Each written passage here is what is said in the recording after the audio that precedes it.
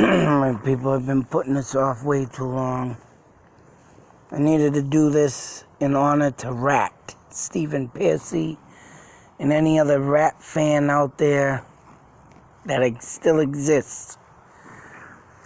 And I went and last year got Ratt Infestation. This album right here, people. Special edition. Damn. Came out in 2010. I did get to hear last year before I got it, probably one or two songs off it. And I stopped it right there because I wanted to get the album. So, I mean, when I first heard the first two songs, I stopped. I knew this was a badass album. And I can still not get over the fact of listening to this whole album. That this without Robin Crosby in the band, it was very sad to have seen that guy die and pass away. Ratt was one of my high influential bands that kept me alive throughout life. And I tell you, it really sucks to know that Stephen Pearcy's having a little bit of trouble with painkillers and stuff. I was showing some videos of him a few months ago. I was watching and stumbling over the stage as he was drinking and had some painkillers and but you can't rag on these bands and what they do, man, because they've been around since so damn long, as right early 1980s, and I was just thinking about this before I turned the phone on, and it all blew in my head once again. But I think bands would have done a lot better if they would have at least taken a year off from touring and, make a tour every other year, and in that tour off, take that year off, take the time to do the album. Just sit down, take the time, write the music. I mean, don't get me wrong, there's been some bands out there that has written albums in 2 days, a week, 2 weeks, and bang, they come out to be a huge platinum, multi-platinum wonder wheel throughout the music world. But in my honest opinion, I think bands should have really took in consideration of, at least taking a year off from touring and tour every other year. Bands from the 80s, man, oh man. It's about, I wonder why they got addicted to drugs, drinking, cocaine, pain pills. It was like every year. It ain't like what it used to be, I'll tell you that. And that's why new bands today suck. Some bands, because all they do is slap a record. Damn it, excuse me. Slap that damn record. Oh man, here we go. I think I got the hiccups. Pardon me a moment, I have to pause. I have the hiccups. And I'm back. But anyways, as I was saying, bands today, slap that album together, because people are not so desperate like they were back in the day for awesome music to come out.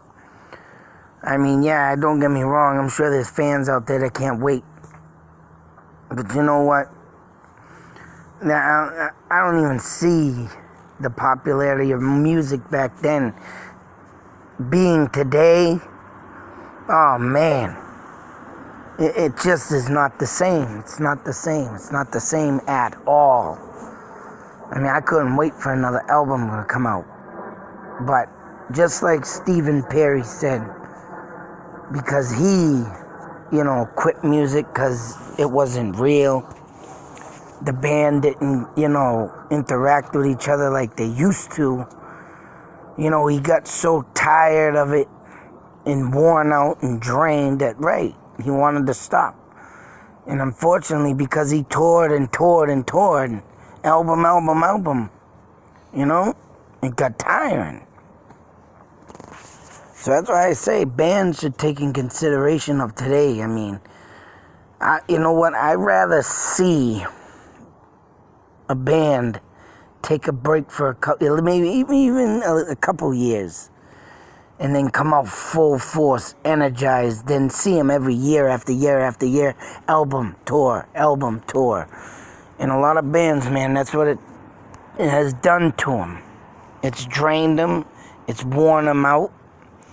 It's gotten them to the point to write. They're so addicted to friggin' drugs. It's like, damn.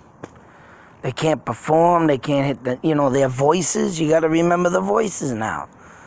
You do so many concerts night after night after night, and your voice goes hoarse.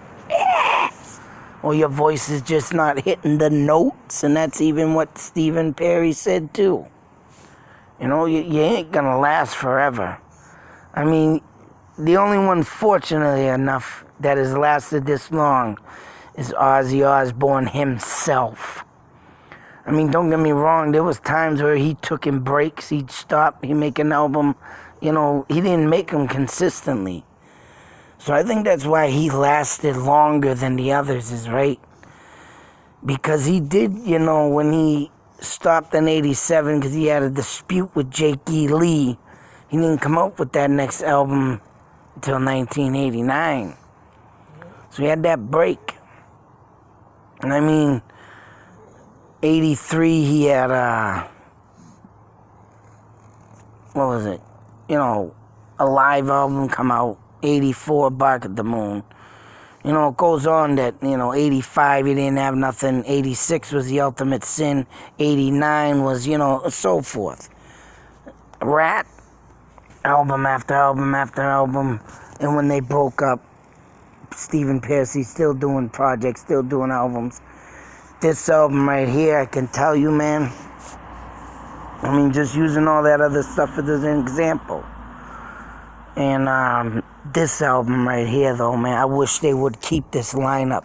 Carlos from Quiet Riot, the original Quiet Riot, was in this band. Dean Martini, man, that guy ripped it up in this album too. You put them two together, it was just like having him, Dean Martini, and Crosby together again. That's how mastermindful this album is. And I tell you right now, this friggin' album brings me right back to the 80s with a new 21st century twist. I mean, this is one badass album. And I tell you, man, the music in this stuff, man, is just unbelievably well written. The melodies well, played. You can't get no better than this album from a Ratt album. And, the last studio album they had with Detonator with Crosby still in it. That one, too, was a masterpiece. And the heaviness in them two albums, it leads me to wonder why grunge killed them out. Because not only Detonator was one heavy album. I mean, they had a couple slow songs, but still, the heaviness they brought in that album, just like Skid Row and Subhuman Race, these were bands, man, that really put together some real heavy riffs. Unlike their previous albums, like Dancing Undercover, Ratt had, and the other album they had that was kind of, it wasn't heavy, but it was good hard rock. But when they ended up, doing that last album, man, I was like, damn, yeah, and then all of a sudden they're gone. I mean, I can understand Crosby had passed away, they didn't know what they were going to do, but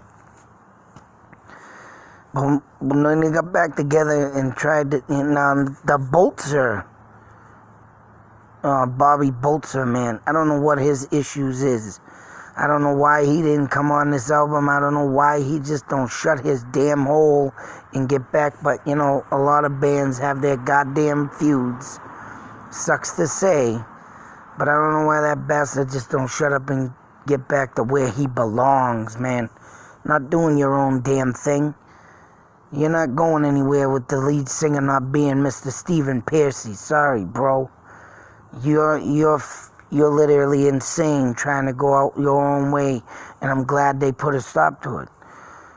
And that's the thing about these bands. Sometimes they get so big, and someone dies, and someone, just like Def Leppard, they stuck together. Someone died, they lost an arm, but they stuck together. Even at the Rock and Roll Hall of Fame, Joe Elliott says this. So Bolzer, I don't know what his problem is. If he would have been in this album, man, oh man, it would have just been one more step closer to the original band, one more step closer to bringing the back of the 80s with a friggin' huge fist of power in this album. I love it. I love it to death.